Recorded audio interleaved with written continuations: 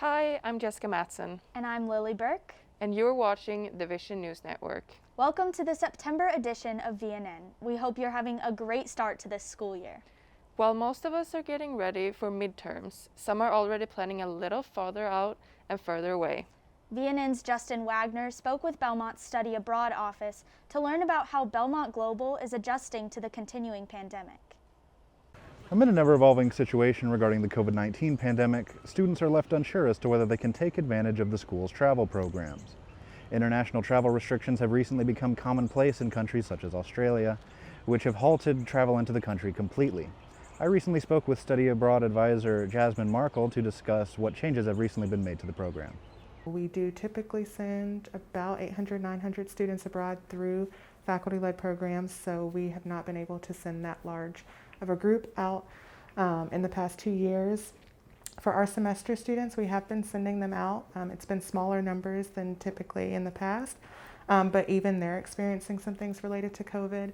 Though students are traveling in smaller numbers than in semesters past, the most common concern Markle has encountered is not about socialization or safety. So the biggest concern that I've seen, funny enough, is not anything related to COVID or quarantine or anything like that. It's if they can travel on the weekends. And with that, we've kind of been leaving it up to, if they study abroad, their provider, kind of what protocols they have in place. Despite the challenges that traveling may currently present, Markle encourages students to take advantage of a study abroad program if they are given the opportunity. There are currently 65 faculty-led Belmont Global programs scheduled to depart as a 2022 Maymester. Students attending these or any other faculty-led programs over the summer will receive a 2/3 tuition discount. When you start working with a student prior to them leaving and then they come back and you just see how their worldview has changed and the skills that they've gained, the knowledge that they've learned, it's really, really cool to see. To get a better idea of how this experience really looks, I spoke with senior Perry KANOV, who is currently studying abroad in Paris, France. It's amazing. I have quite literally no complaints. I wake up every day and I go to class. I have class 4 days a week. I just have like one class a day usually, and they're about 3 hours, which is really nice. So if I'm not going to class, I'll get up and go to like a boulangerie or a local shop and get some breakfast and then hang out with some friends or maybe sit by the pool. KANOV's program has implemented specific COVID protocols such as requiring vaccination and following the local mask mandates, both of which have impacted her experience greatly. Everywhere here seems very secure and like I feel safe going out, and like especially in the bars and clubs, I feel fine not wearing a mask because I'm certain that everyone has been vaccinated and everyone is like healthy and happy and safe, and so that makes it easy. Although navigating through a global pandemic, KANOV recognizes her study abroad experience as one of the best memories she will have as a college student. It's really a great resource and it's a great tool and it's absolutely the most incredible experience. I just like every day have to wake up and pinch myself because I'm living in Paris and I'm living with new friends and I'm going out and doing these things I've dreamed of doing since I was a kid, and it's my real life and it's crazy, but I cannot recommend it more. For more information about Belmont Study Abroad programs, students can stop inside the Study Abroad office inside the Janet Ayers Academic Center. For VNN, I'm Justin Wagner. Thanks, Justin, for that great information. This year, Belmont's College of Liberal Arts and Social Science hosted its 20th annual Humanities Symposium. To give us an overview of the week-long event, let's hear from VNN's Hayden Nash. I'm Hayden Nash. This year marks the 20th anniversary of Belmont's annual Humanities Symposium. This year's is Reading as a Radical Act.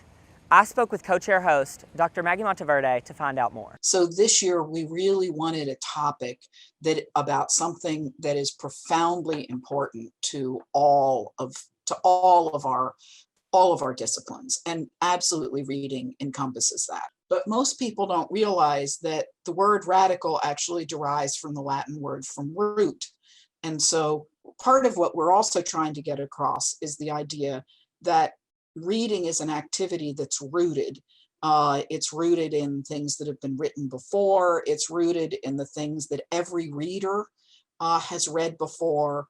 And so in the same way that it instigates change, it's also something that holds us and connects us with others. When the Humanities Symposium first started, it was only 5 events, all held at the Belmont Mansion. Now it has grown to almost 30 events spread out over the course of a week. Speakers are also diverse. with many coming from the Belmont community, but also from across the country and the world. We have a speaker who is German, who is here with us courtesy of the Max Kade Foundation. We have a speaker from Tennessee Tech who's talking about the history of the WPA Pack Horse Library Project. Steve Cavendish, who is the editor of the newly resurrected Nashville Banner, is also going to be one of our speakers. Dr. Monteverde stressed there was not only an effort to diversify the speakers for this year's symposium, but also to diversify the types of events offered. This year's events include lectures, 2 movies, an event about sign language, as well as a writing competition. Part of what we're trying to get people to really recognize is different ways of reading, ways in which reading shapes us, why it's important to keep reading. And we even have a session that's actually just for faculty and staff about how can we as teachers do a better job about reading. For VNN, I'm Hayden Nash. Thank you for that recap, Hayden.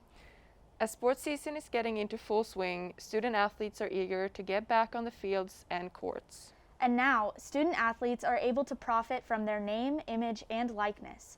Here's VNN's AJ Wiest with more about what that means for Belmont athletes.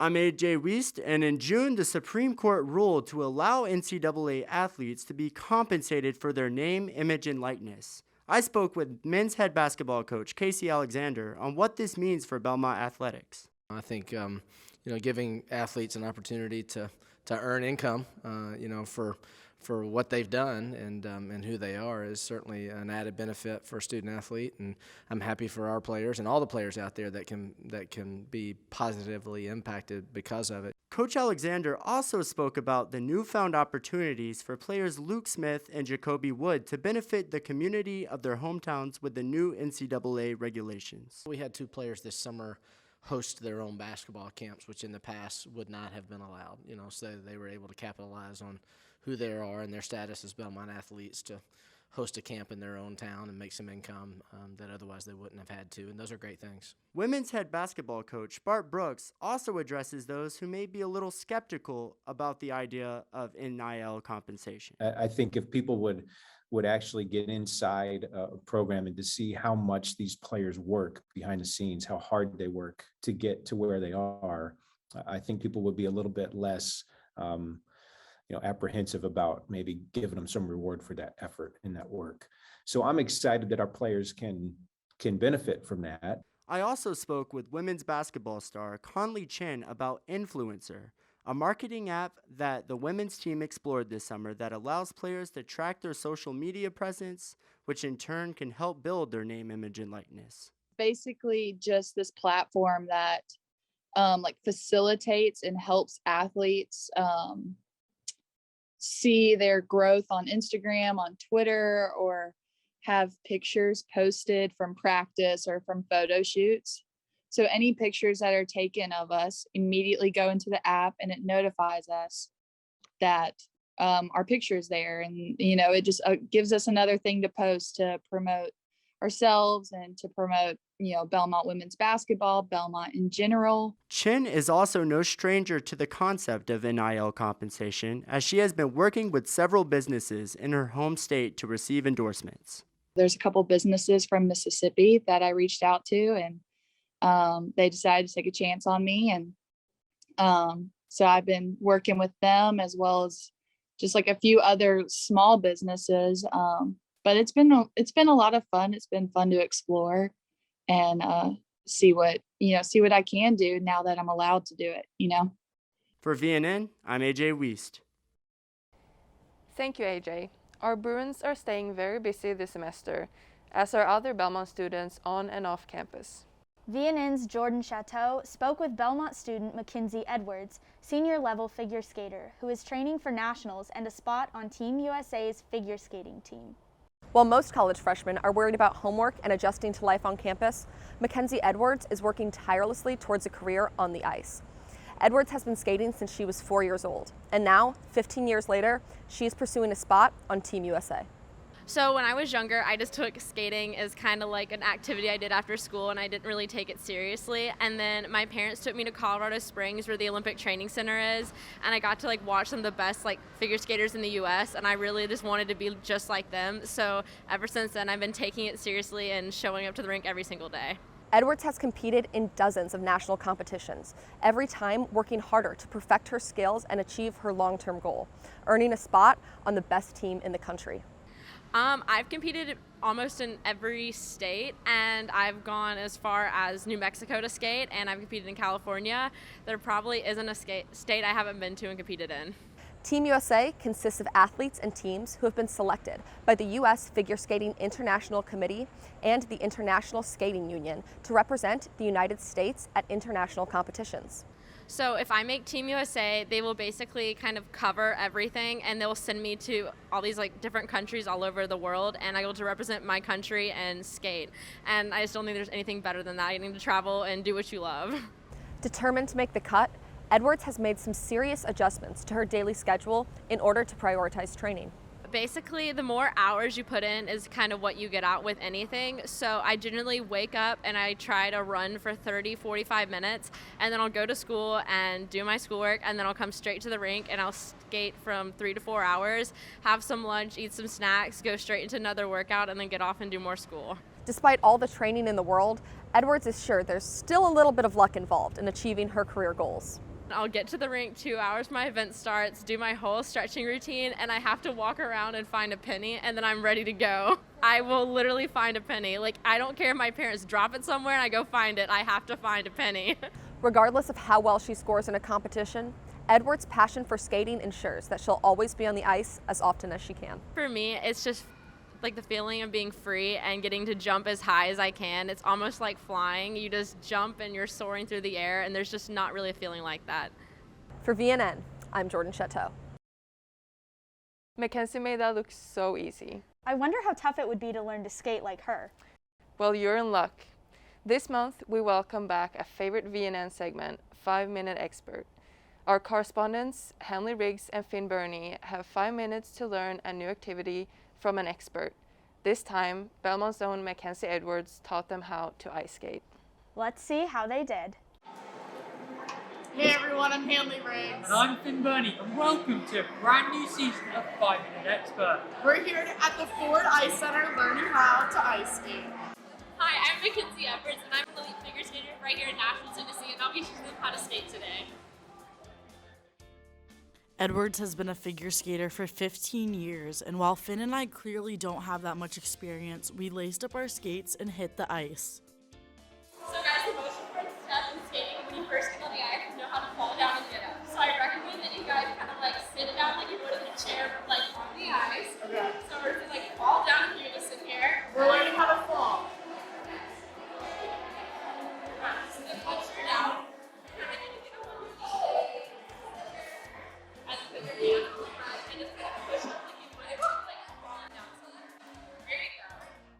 That's always a good thing, learning how to get up if we fall, because that's going to happen a lot. Always rise when you fall. The time finally came for us to get off the wall and test our skills. Edwards taught us 2 of the most advanced skating techniques, walking and spinning.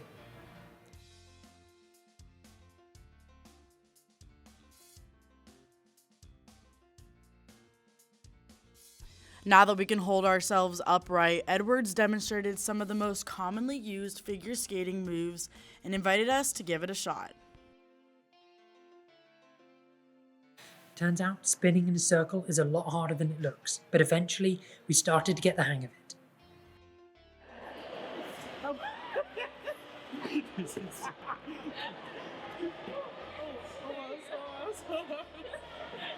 Oh, did you see that? Now that we were the most talented skaters on the rink, it was time for a little freestyling.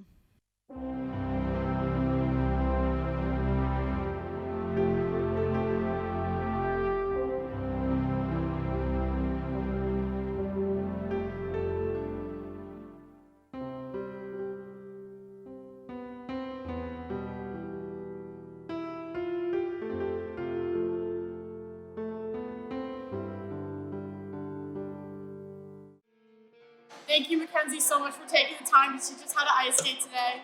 For VNN, I'm Hanley Griggs. For VNN, I'm from Bernie. Thank you very much for watching. Maybe it's safer if they stick to reporting on sports. Thanks for watching the September edition of VNN. We'll see you in October, and be sure to check out all the news at belmontvision.com.